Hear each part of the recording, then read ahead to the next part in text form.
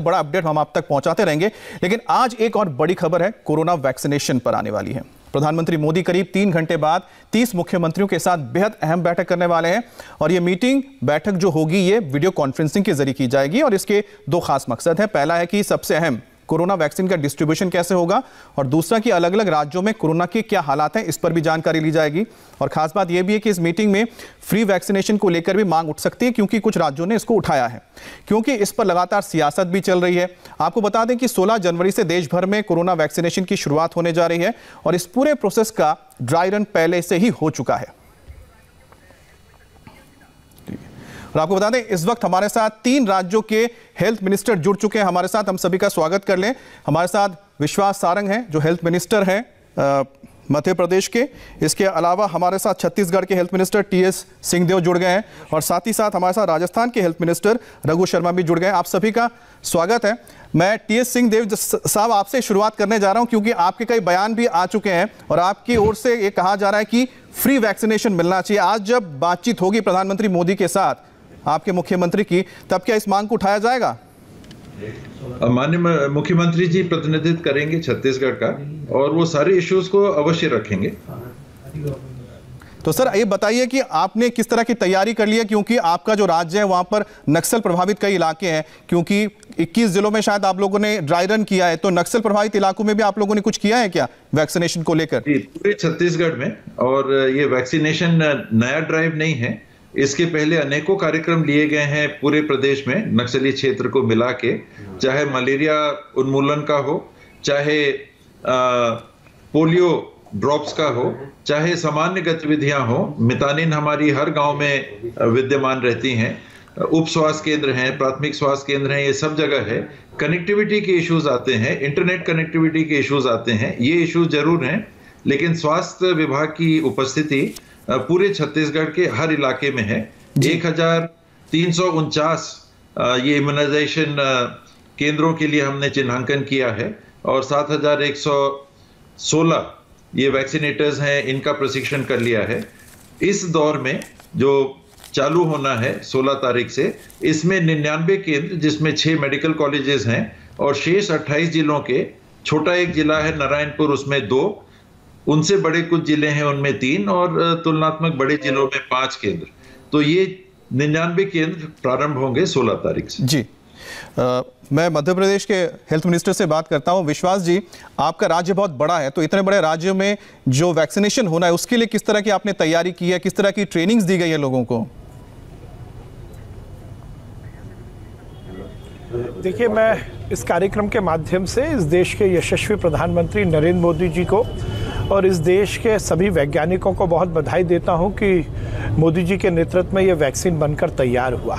ये बात बिल्कुल सही है आपकी कि जितना चुनौतीपूर्ण वैक्सीन बनाना है उतना ही चुनौतीपूर्ण वैक्सीन लगाना भी है, और इसीलिए केंद्र सरकार को, मोदी जी को इस बात की भी बहुत बधाई कि जिस साइंटिफिक तरीके से वैक्सीन को लगाने की तैयारी करवाई गई है वो अपने आप में बहुत ही अद्भुत है। मैं ये बताना चाहता हूं कि केंद्र सरकार की ओर से हमें जो जो निर्देश दिए हैं हमने उसका पूरा पालन किया है। पहले फेज़ में हमें सभी जो बेनिफिशरी थी, जो भी क्राइटेरिया में आती हैं, उसकी लिस्ट तैयार करनी थी, जो कि हेल्थ वर्कर है। हमने वो लिस्ट तैयार करके केंद्र सरकार को सौंप दी है, क्योंकि वैक्सीन एक नियत तापमान पर रखना बहुत ज़रूरी है, तो उसके लिए बहुत ज़रूरी है कि कोल्ड चेन डेवलप की जाए। हमने मध्य प्रदेश में पूरी तरह से कोल्ड चेन डेवलप कर दी है। लैब से वैक्सीन आएगी मध्य प्रदेश में, हमारे विभिन्न संभागों में, वहाँ के स्टोरेज से लेकर और एंड ऑफ द स्पान आखिरी जो पॉइंट रहेगा जहाँ बेनिफिशरी को ये वैक्सीन लगाई जाएगी, उसकी पूरी कोल्ड चेन हमने डेवलप कर ली है, चाहे वो स्टोरेज की हो चाहे ट्रांसपोर्टेशन की हो।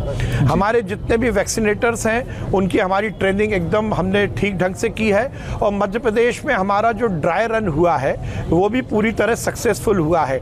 भोपाल में पहले फेज़ में ड्राई रन हुआ था और उसके बाद प्रदेश के बाकी जिलों में भी ड्राई रन एकदम सक्सेसफुल हुआ है। 16 तारीख से जैसे ये एक बड़ा तोहफा माननीय नरेंद्र मोदी जी के माध्यम से हमें मिलने वाला है, हम पूरी तरह तैयार हैं। हम वैक्सीन को जो बेनिफिशरी की हमारी लिस्ट है उस तक जरूर पहुंचा पाएंगे, उनको लगा पाएंगे। जी चलिए, बहुत बढ़िया है कि आप लोगों ने ड्राई रन बहुत अच्छी तरह से कर लिया है। राजस्थान का भी रुख कर लेते हैं। रघु जी, राजस्थान एक ऐसा राज्य है जहां पर जब कोरोना का आउटब्रेक हुआ था तो उसके एक मॉडल को काफ़ी माना जा रहा था, लेकिन उसके बाद वहां पर कोरोना के जो केसेस बढ़ते गए लगातार।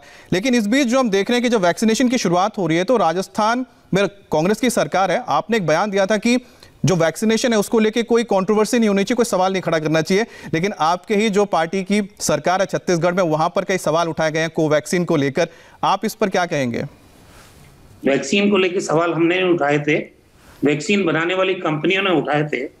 आपने खुद ने भी देखा होगा, पूरे देश ने देखा है, एक वैक्सीन बनाने वाले कंपनी के लोग दूसरी वैक्सीन को पानी बता रहे थे। हमने भारत सरकार के चिकित्सा मंत्री जी से कहा भी था कि इस तरह से लोगों का कॉन्फिडेंस टूटेगा।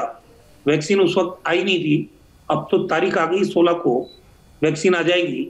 लेकिन उस वक्त इस तरह के स्टेटमेंट अगर एक कंपनी दूसरे कंपनी के बारे में देती है कि ये तो पानी है, तो ये स्टेटमेंट तो वहां से आए। हमने कहा था केंद्रीय स्वास्थ्य मंत्री को कि आप इसको रोकिए, इस तरह की घटनाएं ठीक नहीं है। जिससे आम आदमी ये सोचेगा ये तो पानी है, पानी लगाऊंगा तो मैं कैसे बचूंगा इस कोविड से, वो स्थिति। बाकी हमने तो कोई बयान दिया नहीं। अच्छा रघु जी, लेकिन आपने किस तरह की तैयारी की? अब तो कोई आपके दिमाग में संशय नहीं है, कोई डाउट्स तो नहीं है? देखिए, डाउट की बात ही नहीं है। ड्राई रन की जैसी बात हो रही थी अभी, 2 जनवरी को इन्होंने ड्राई रन कहा था पहले, और सारे स्टेट्स को, केंद्र शासित प्रदेशों को कैपिटल के अंदर 3 जगह करने के लिए कहा। हमने 7 जिलों में किया, 18 जगह पर ड्राई रन किया, बहुत सक्सेसफुल किया। फिर 8 जनवरी को हमने पूरे स्टेट में ड्राई रन किया, वो भी सक्सेसफुल हुआ। आज भी हमारी सबसे शानदार तैयारी है। हमने भारत सरकार के स्वास्थ्य मंत्री जी को उस दिन पूरा बताया क्या तैयारी है। राजस्थान में 3 जगह पे स्टेट लेवल के वैक्सीन स्टोर हमने बनाए हैं जहां से एयर कनेक्टिविटी है, और बाई एयर वहां पे हमारे जो स्टेट के स्टोर्स हैं जयपुर, जोधपुर और उदयपुर, वहां पे सारी वैक्सीन आ जाएगी। फर्दर हमने, हमारे 7 संभाग हैं, 7 संभागों पे हमने वैक्सीन को स्टोर करने के स्टोरेज बनाए हैं। 34 जिले हैं हमारे मेडिकली, उन जिलों पे भी हम स्टोरेज की पूरी व्यवस्था की है। और 2444 कोल्ड चेन पॉइंट्स भी हमने कार्यशील की है राजस्थान के अंदर, और हर जिले में एक वैक्सीन वैन भी रखी है।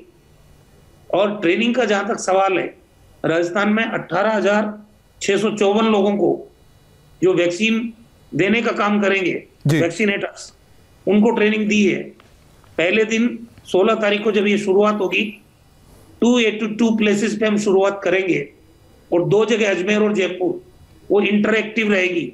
आपस में हम बातचीत कर सकते हैं, कहीं कोई डिफिकल्टी हो सकती है तो वो दिल्ली से हमारी बातचीत हो सकती है। उसके अलावा राजस्थान में 3056 जगह हमने पहले जो फेज है उसके वैक्सीनेशन के लिए तय किया है। उसमें हमारे जो हेल्थ केयर वर्कर्स हैं, भारत सरकार के जो अलग अलग संस्थानों में हेल्थ केयर वर्कर्स यहाँ काम कर रहे हैं, उनको सम्मिलित करते हुए करीब 4.5 लाख लोगों को वैक्सीनेट किया जाएगा फर्स्ट फेज के अंदर। जी, तो जैसा कि आपने बताया कि राजस्थान में आप लोगों ने काफी अच्छी तैयारी कर ली है 16 तारीख के वैक्सीनेशन के कार्यक्रम को शुरू करने के लिए। अभी एक छोटा सा ब्रेक लेंगे, लेकिन ब्रेक के बाद हमारे साथ मध्य प्रदेश के हेल्थ एजुकेशन मिनिस्टर भी हमारे साथ होंगे, विश्वास सारंग। इसके अलावा टी.एस. सिंहदेव जो कि छत्तीसगढ़ के हेल्थ मिनिस्टर है, वो हमारे साथ जुड़े हैं, उनसे भी हम बात करेंगे। छोटा सा ब्रेक लेते हैं सर, वापस आते हैं। आपको बता दें कि 16 जनवरी को भारत में वैक्सीनेशन की शुरुआत होने जा रही है कोरोना को लेकर, लेकिन उससे पहले आज बहुत अहम दिन है, क्योंकि आज शाम को 4 बजे देश के जो तमाम स्टेट्स हैं उनके चीफ मिनिस्टर्स के साथ प्रधानमंत्री मोदी की वीडियो कॉन्फ्रेंसिंग होगी। और इस वक्त हमारे साथ, आपको बता दें, मध्य प्रदेश, इसके अलावा छत्तीसगढ़ और राजस्थान के जो हेल्थ मिनिस्टर हैं जुड़े हुए हैं। मध्य प्रदेश का रुख करते हैं। सर, आपके राज्य में किस तरह से आप लोगों ने जो टेक्निकल यहाँ पर कई सारी चीज़ें होंगी, जैसे कि कोविविन ऐप के जरिए सबको बुलाया जाएगा, उसके हिसाब से वैक्सीनेशन की जाएगी, उसको लेकर क्या तैयारी, जरा समझाएंगे आप लोगों को? देखिए, जो हमें केंद्र सरकार के निर्देश दिए हैं उसका पूरा पालन किया गया है, और जो भी हमारे वैक्सीनेटर्स हैं उसकी प्रॉपर ट्रेनिंग हुई है।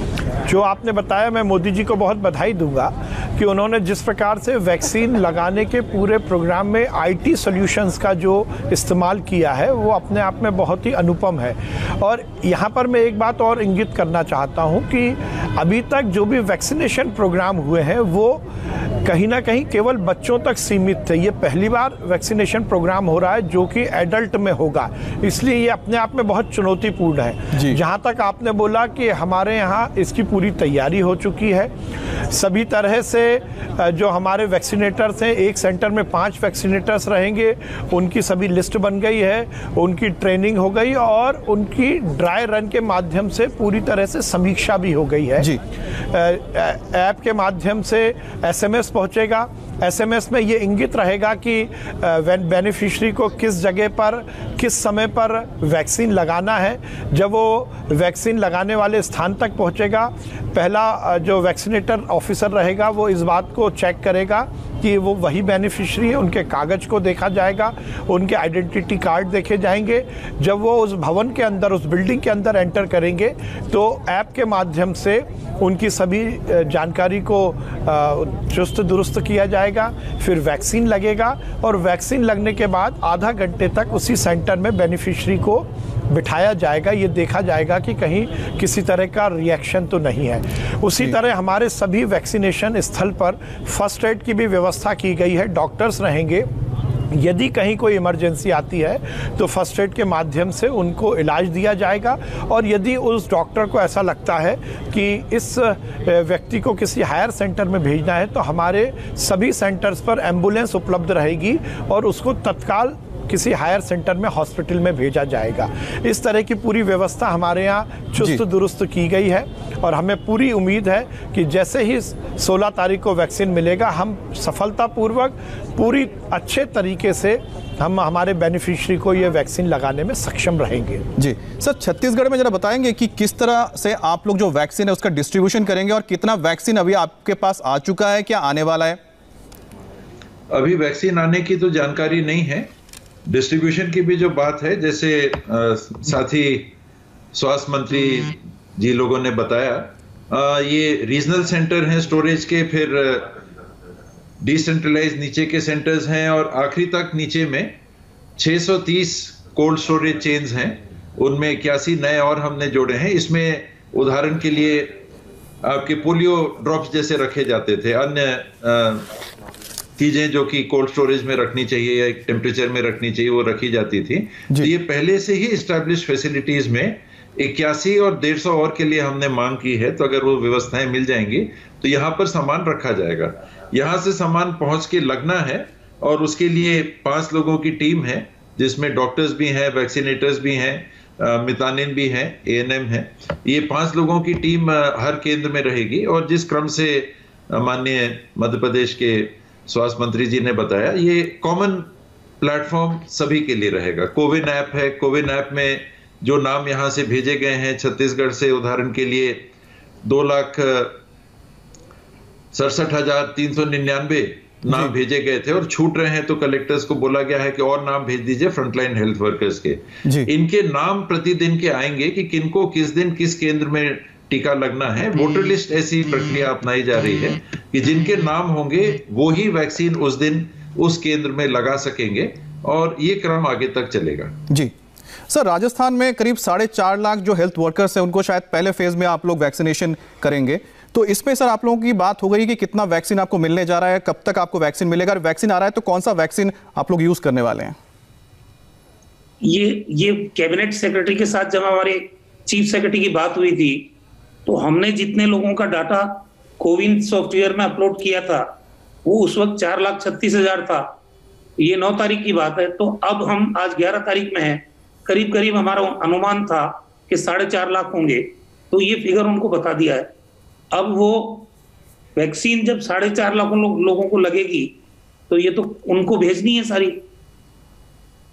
बाकी राजस्थान में 2 कमेटियां बनी है, स्टेट लेवल की स्टीयरिंग कमेटी बनी है और स्टेट टास्क फोर्स बनी है।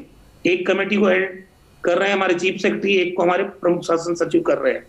और जैसा आपको बताया कि हमने ट्रेनिंग 10 कैटेगरी के लोगों को दी है जी।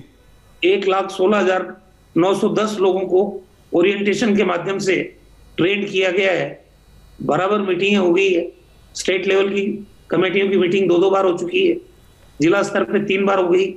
इसी तरह से नीचे हमारे 249 ब्लॉक्स है, उन पे पूरी तैयारी है, और हमारे जितने भी हेल्थ केयर वर्कर्स हैं या आंगनबाड़ी है, सहायिका है, या जो हमारी आंगनबाड़ी कार्यकर्ता हैं, इन सब लोगों की ओरिएंटेशन का प्रोग्राम हमारे यहाँ हो चुका है। तो सर, आप लोग कोविशील्ड इस्तेमाल कर रहे हैं कि कोवैक्सीन? कोवैक्सीन आप लोग लेंगे? अच्छा, मध्य प्रदेश में क्योंकि कोवैक्सीन को लेकर एक सवाल भी उठा था सारंग सर, तो आप बताएंगे कि उसको लेकर फिलहाल क्या चले? उसको लेकर काफी डाउट्स भी होने लगे, कई सवाल भी उठाए गए मध्य प्रदेश वाली जो घटना हुई थी। देखिए, मैं ये बात यहाँ पर विशेष रूप से कहना चाहता हूँ, जैसा मैंने प्रोग्राम शुरू होने के पहले भी कहा था कि पूरी दुनिया में इस महामारी के खिलाफ वैज्ञानिकों ने बड़ी लड़ाई लड़ी है, पर इस देश का दुर्भाग्य है कि कुछ लोग वैक्सीन को लेकर पहले दिन से कहीं ना कहीं शक और संशय की स्थिति पैदा करना चाहते हैं। मेरा विनम्र अनुरोध है कि वैज्ञानिकों ने बहुत मेहनत करके इस लड़ाई में हिंदुस्तान को नेतृत्व सौंपने की पूरी तरह से तैयारी की है। वो लोग जो वैक्सीन को लेकर बिना अनुसंधान के, बिना शोध के, बिना रिसर्च के, बिना रिपोर्ट के जो टिप्पणी कर रहे हैं, मैं उनको निवेदन करना चाहता हूं कि अपनी राजनीतिक रोटी सेकने के लिए इस तरह का काम ना करें। जो मध्य प्रदेश में घटना हुई है उसकी विस्तृत जांच रिपोर्ट आ गई है और उसमें ये स्पष्ट हुआ है कि वैक्सीन को लेकर किसी भी तरह के रिएक्शन का या किसी भी तरह के दुष्प्रभाव का कोई प्रमाण नहीं मिला है। मेरा मानना है कि एक वैश्विक महामारी के खिलाफ हम सबको राजनीतिक सीमाओं को पार करते हुए राजनीतिक दलों की जो हमारी हो सकता है कुछ एजेंडे हों, उनको घर पर रखकर बात करनी चाहिए। हमें इसमें कहीं राजनीति नहीं करनी चाहिए।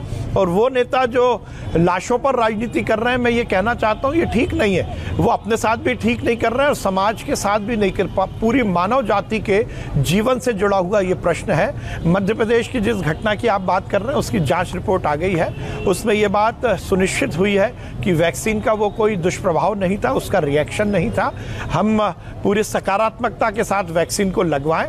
मैं आपके माध्यम से सभी को ये कहना चाहता हूँ, किसी भी तरह इस तरह की टुकड़े टुकड़े गैंग जो इस देश में अस्थिरता पैदा करना चाहती है, जो इस देश में बिना किसी शोध के, बिना किसी रिसर्च के केवल अपने राजनीतिक एजेंडे को पूरा करना चाहती है, उनकी बातों में ना आए। हमारे यहाँ कुछ तथाकथित नेता हैं जो अपनी दुकान चलाने के लिए इस तरह की बातें करते हैं, मैं उनकी भर्त्सना भी करता हूँ। और मैं फिर से एक बार देश के प्रधानमंत्री नरेंद्र मोदी जी को और वैज्ञानिकों को बहुत बधाई दूंगा कि उन्होंने इस वैक्सीन का निर्माण भी किया और एक चुनौती को स्वीकार करते हुए 137 करोड़ के इस देश में वैक्सीन ठीक ढंग से लग सके उसकी भी बहुत अच्छी तैयारी की है। मैं एक बात और कहना चाहता हूं, नरेंद्र मोदी जी ने पूरे कोरोना काल में पूरे विश्व का नेतृत्व किया है। जिस ढंग से साइंटिफिक तरीके से लॉकडाउन लगाया, उसको विड्रॉ किया, जिस तरह से अर्थव्यवस्था को पुनः पटरी पर लाने का काम किया और उसके बाद वैक्सीन का निर्माण कराया जी। और अब 16 तारीख के बाद वैक्सीन लगाने की जो तैयारी की है, सर, ये बहुत अभूतपूर्व है। देखिए, इस पे किसी को कोई शक नहीं है और गर्व की बात है कि भारत ने खुद अपने ही देश में वैक्सीन को निर्मित किया। 16 तारीख से इसको लेकर अभियान भी शुरू होने जा रही है पूरे देश में। सर, छत्तीसगढ़ में कौन सा वैक्सीन आप लेकर आएंगे, कोविशील्ड या कोवैक्सीन? क्योंकि आपने तो कोवैक्सीन को लेकर कुछ सवाल खड़े किया कि अभी भी संशय है या फिर हट गया? नहीं, मैंने सुन भी लिया, सारंग जी की टिप्पणी भी सुन ली, टुकड़े टुकड़े गैंग में भी शामिल उन्होंने कर लिया, सब कुछ मैंने सुन लिया। और ये दुर्भाग्यपूर्ण है कि वैक्सीन के संबंध में हम लोग भटक के और दूसरी बातें करने लगते हैं।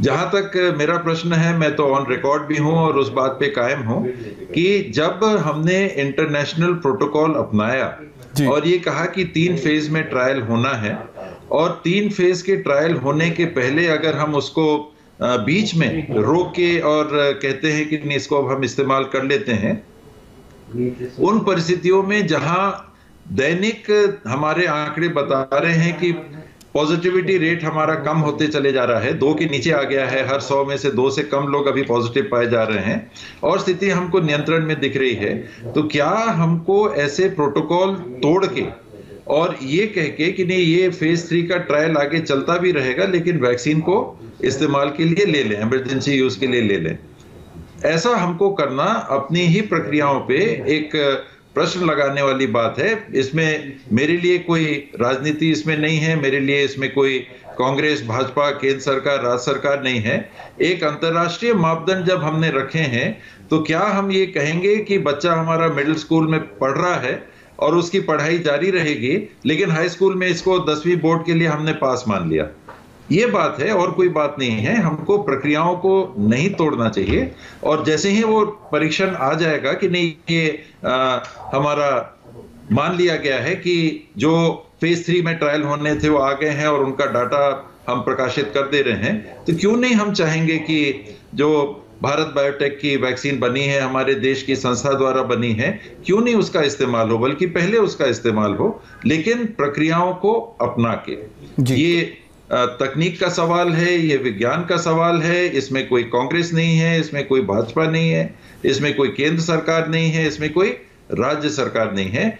कल के दिन अगर कोई दूसरी कंपनी कहेगी कि हमारा फेज 1 फेज 2 में इम्यूनोजेनिसिटी 90% मान ली गई है, हमने पा लिया है और फेज 3 ट्रायल अभी अधूरा है, आप हमको अनुमति दे दो डिस्ट्रीब्यूशन के लिए, क्या हम देंगे?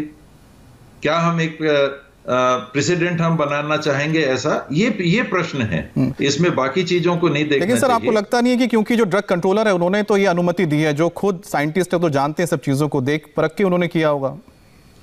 ड्रग कंट्रोलर ने क्लियरली, अगर आप उनके डायरेक्शन को देखेंगे तो उन्होंने कहा है कि इस वैक्सीन को कोविड अपना कोवैक्सीन को इमरजेंसी यूज में, यहां शब्दों का हेरफेर हो रहा है कि अंतर्राष्ट्रीय स्तर पे इमरजेंसी यूज ऑथराइजेशन हो रहा है और इमरजेंसी यूज ऑथराइजेशन अर्थात कि पूरी हमने रिसर्च जो 5 से 15 साल तक लगती है वैक्सीन की, उसको नहीं अपनाया है, लेकिन आपात स्थिति में ये पूरे ट्रायल रन करने के बाद में इमरजेंसी यूज ऑथराइजेशन फाइजर को मिला, मॉडर्ना को मिला, ये कोविशील्ड को मिला, कोवैक्सीन को अभी केवल हमारे देश ने दिया है और वो भी इस बात को लेके कि इमरजेंसी हो तो आप लेकिन सर मुझे अच्छी बात ये लगी कि आपने माना कि अगर इसको आप जो कह रहे हैं कि जैसे जैसे डेटा आते रहेंगे तो आपको भी कोई आपत्ति नहीं, लेकिन जिस तरह से आप लोगों ने सारी तैयारियां की हैं, आप सबको मैं तो मुबारकबाद देता हूं कि आप भी अपने राज्यों में अच्छी तरह से इस वैक्सीनेशन के जो पूरे कार्यक्रम को पूरा करें और जो